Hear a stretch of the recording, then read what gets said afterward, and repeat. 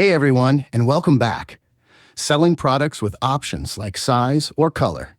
In this video, I'll show you how to create attributes and variations in WooCommerce for free. First, let's create a global attribute. Go to Products Attributes. Add a new attribute name, like color.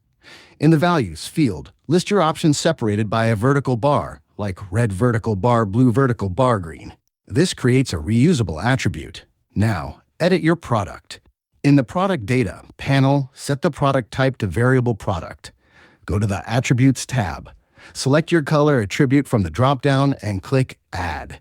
Make sure to check the box for Used for Variations. Click Save Attributes. Next, go to the Variations tab.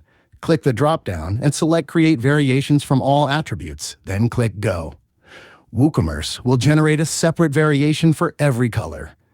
Now, you can configure each variation individually, set a different price, upload a specific image for the red version, or manage stock per variation.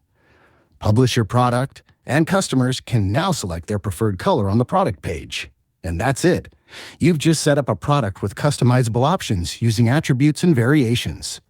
If you create a variable product, let me know what the options are in the comments. See you in the next one.